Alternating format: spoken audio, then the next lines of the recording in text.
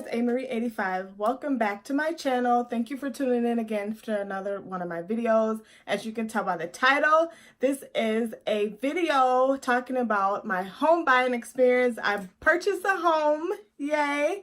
So this is the video. As you can tell by the title, I'm a single parent or single mother, and I have recently purchased a home. So I'm filming a video sharing my ideas and my suggestions in hopes to be of assistance or to help someone who is out there either thinking about buying a house or in the process. So if you're interested in this, we will be talking about credit, rebuilding or repairing, choosing a loan officer or a real estate agent, and home buyers assistance as well that is available for a lot of first-time home buyers. So if you're interested in that kind of thing, keep watching. Okay, so first things first, I want to talk about credit, because that is the first thing that you want to have in order when you are considering purchasing a home. You need to make sure that your credit is clean. You need to make sure that you have a certain credit score number so that you can qualify for a home loan. So I do have some notes here. So if you see me looking down, that's what I'm looking at, so I can make sure I stay on task, so this video is not extremely long, and so that I can make sure that I get all of my talking points out that I want to share. I do want to start with a disclaimer. I am not a professional. I'm not a real estate agent. I'm not a loan officer. I'm not a professional. Like I mentioned before, I have just recently purchased a home, and I just want to share some of the information that I have or that I've learned throughout the process with you. So without further ado, let's get started. First things first, like I said, we're talking about credit. I want to talk about repairing your credit. If you are an individual who has credit and maybe you haven't made some very good choices regarding your credit and you want to fix those things, you do have options. There are options available for you. I do think that first things first, you need to take care of any negative accounts that you have on your credit report, that being collections or maybe some other credit accounts that have gone into, I can't think of the term right now. When I think of it, I'll post it. But you need to take care of those first. I do believe, I don't know if that's necessarily true, but you do need to take care of it regardless if you take care of it first or not. So you want to take care of those negative accounts, whether you are deleting them or having them deleted, or you are coming up with some kind of payment plan with that particular credit or collector in order to have it shown as paid in full. Again, that's something that you can talk to a professional about and get some professional advice in regards to that. Let's see. Next thing is, if you do have things on your credit report that you have right now, you want to make sure that you are paying those debts on time. Make sure you're making your payments on time. Having late payments can be somewhat detrimental to your credit score and to your credit report. So if you are behind, you do have the opportunity to try to catch up and start making those payments on time so that it can start showing on your credit report, and then it will start showing as positive on your credit report. If you do not have any revolving debt, if I'm not mistaken, would be like a credit card that you're like using every month and then paying, or a car note. That's another sense of revolving debt that you can have as well.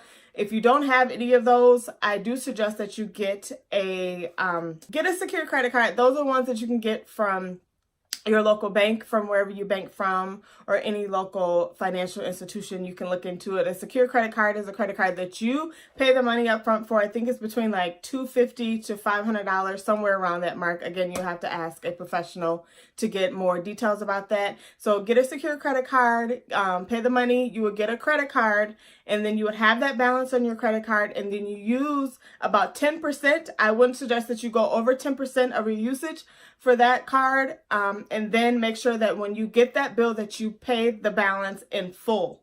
And you do that every month for a couple months so that it'll reoccur, and then it'll show that positive transaction on your credit report, and that will help rebuild or repair your credit as well. I would say give yourself a good 6 months to a year to rebuild your credit. It is not something that happens overnight. It's something that happens over a period of time. Give yourself time to be able to repair your credit and get all those things done, whether it's taking care of those negative balances or those negative reports, or getting your on-time payments to report and starting to have that positive reporting on your credit. So give yourself, I believe, 6 months to a year before you can maybe consider applying for a home loan or being qualified for a home loan.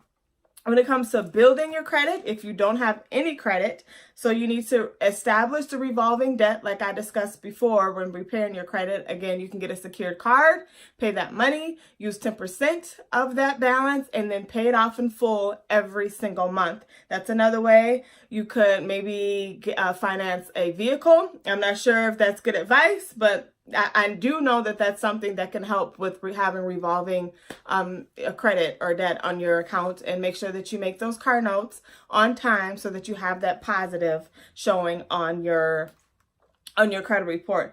You could also possibly add your utility bills to your credit report. I'm not exactly sure how that goes. I've heard of that suggestion before, so I decided to just add that in here for this video.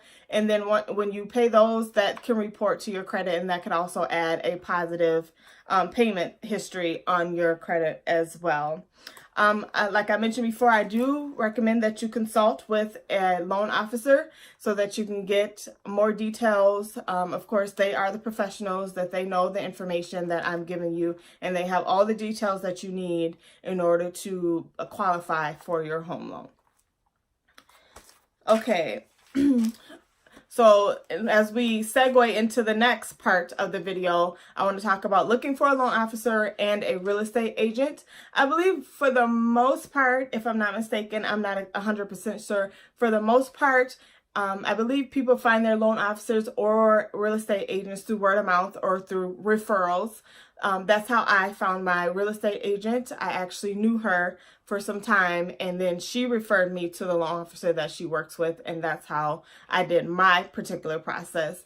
You can do that too. Ask around to your friends and family and see if they know any loan officers who you may be able to talk to, and then maybe they may know some real estate agents that they can also put you in contact with in order to get that part of the process going as well. If not, then you can again go to your local financial institution. They do have options there as well, loan officers, and then they can also refer you to a real estate agent. Or I know that there's billboards and all kinds of information available in everybody's local area for real estate agents, bus stops, like I said, billboards, all kind of advertisements for real estate agents. Call them up. Call them up and see if you can talk to them, and they can shoot you in the right direction and give you some advice on what they think that you should do to start your home buying process. Let's see here.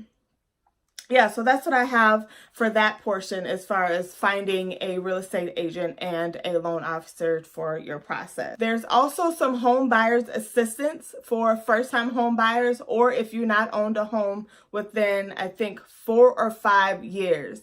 I have to look that up. I'm going to do some research on that, and then I'll put that on the video as well. If you may have a foreclosure on your report, or if you've owned a home before, if you have not owned a home within that time frame, you are considered a first-time home buyer, I believe. I don't know if that's based off of what area you live in. Again, consult a professional, and they will be able to give you the information that you need for that. So do some research and see what you will qualify for home buyers assistance for first-time home buyers. There are plenty of programs out here that are available, especially for us single parents or single moms. There are a lot of programs out here that will help with down payments assistance and for closing costs as well. So do your research and see what you guys have in your particular area, and see what you can qualify for to help you out with those. That will be a huge, huge help with purchasing your home. Like I mentioned before, your loan officer, or maybe I didn't mention this, but your loan officer or your agent that you come in contact with may also have a lot of information for the home buying process, or for the home buying assistance process. So you can also consult with them, and then they can point you into the right direction to get you to where you need to go to get those that money that will help with down payment assistance and your closing costs for your home.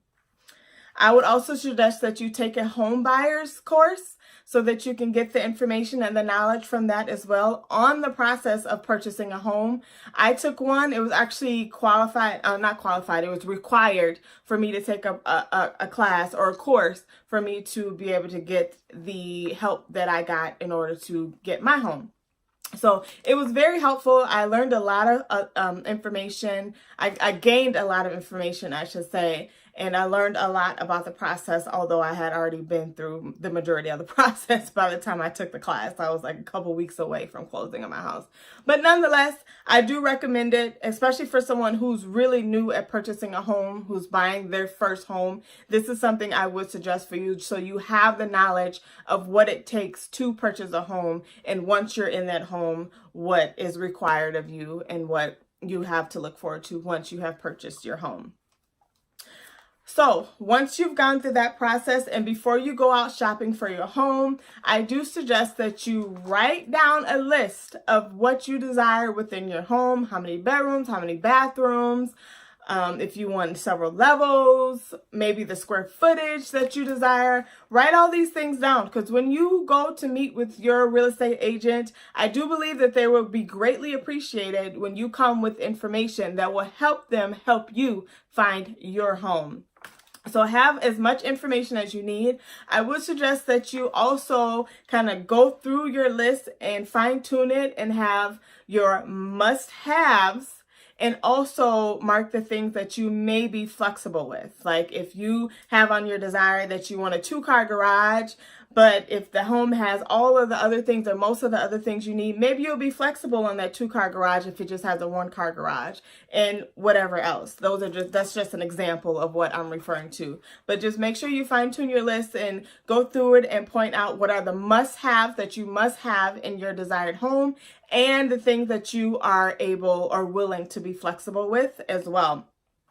So when you meet with your real estate agent and provide that list, I do suggest that you also have an open mind to some of the things that they may suggest, especially if this is your first time purchasing a home. I would highly recommend that you be flexible and open-minded to the things that your agent may have to suggest for you for a first-time home buyer. For the most part, a first-time home buyer, from what I understand and from what I believe the statistics say, this is not your last home that you're buying. So if it's what they call a starter home, you may have to be, or may possibly should be, more flexible with some of the things that you desire on your list. Just because this is a starter home, maybe some of the things that you have on your list you may not be able to qualify for, or maybe, you know what I'm saying, based off of the area that you want to purchase your home in, you may not be able to find a home with all of those desires that you have. So just be open-minded to what they suggest to you, and also, you know, of course, have your list so that you guys can get through those things and come to an agreement somewhere. With that said, another segue into that is making sure that you have an agent where you are comfortable with, where you believe that they have your best interests at heart, and that they will help you to find the home that is best for you.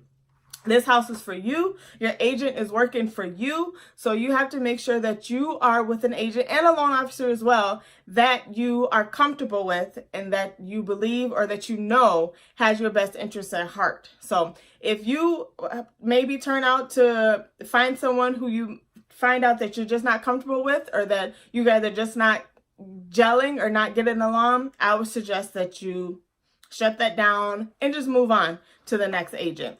I don't think that's anything out of the norm necessarily. I know for sure that happens sometimes. Fortunately, it didn't happen with me. I was happy with my agent and my loan officer, but sometimes it happens. So just a heads up. So when you are shopping for a home, like I mentioned before, have your list and be flexible or open-minded with what your agent has to offer for you.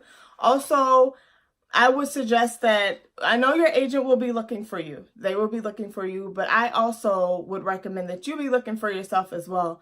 The site or the app that I desired or that I liked the most was Zillow. Zillow was the app for me. It had all of the information that I like to see, and it was perfect. I actually found my house on Zillow. I found my house myself, not my agent. I did, which is fine. And I'm very hands-on. That's just my desire. I know what I wanted. I know what I desired, and My agent had some very good recommendations, but I knew exactly what I wanted and I found it. I found what I desire. So I would suggest that you download the app Zillows, or if your agent has an app that they may work with, which I think most agents do, you can also download that app. That way it's easier to share. If you see something that you want to share with your agent, or your agent finds something that they want to share with you, then it's easier for you guys to share that information. So that's my recommendation to you, is your agent will also be looking, but you should be looking as well, especially in today's home buying climate. It's very, very busy out here. So when something pops up, you want to be on it. You want to be on it. You want to go look at it. And you want to go get your offer in if that's, what you want. So be on the lookout yourself as well. I already mentioned that was another one of my last key points, to be open-minded. Another thing that I want to suggest is to have patience. Patience is so important in this process. The home buying process can get really, really frustrating. I'm telling you up front. If you don't experience the frustration, good for you. Kudos.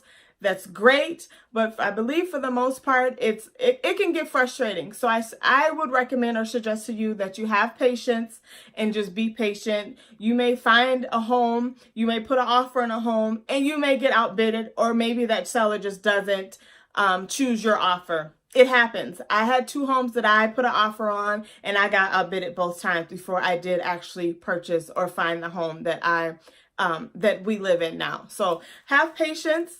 Don't get discouraged if your offer doesn't get chosen, or if you get outbidded. That's okay. Just believe that your house is out there and that you are going to find a home. Just make sure you maintain your credit and stay on top of that, and just make sure that you are just going. Your agent should be working for you, and your loan officer should be working for you as well. And like I said, you should be also looking for yourself. So have the patience, be encouraged. It's going to happen.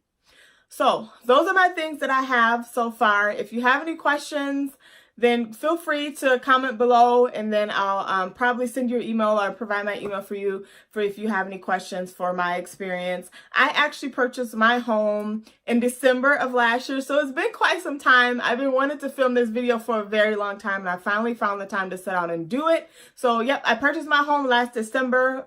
So we've been in our house for quite some time now, and I'm very happy. Like I mentioned to you before, I had put an offer in on 2 other homes before this one, and I was outbidded. And I finally came upon this one. And to be honest, out of the 2 homes that I put an offer on, this was the best house. So I had to stay patient. I got really frustrated at times, but thankfully I stayed the course. I kept going forward, and I was able to accomplish or achieve my goal of becoming a homeowner. So, yeah, I'm very happy, and I highly recommend it. If you are considering purchasing a home for yourself, then go ahead, go out there and do it. If you're a single parent like myself, single mom like myself, girl, you can do it. It can be done. I promise you it can be done. I encourage you to do it. There are plenty of programs out here that'll help, and there's just, sky's the limit. So you can do it. Okay, guys, I don't want to make this video too much longer, so thank you for watching this video. Again, like I said, if you have any questions, comment below, and I'll get in touch with you, and I will see you guys next time. Bye!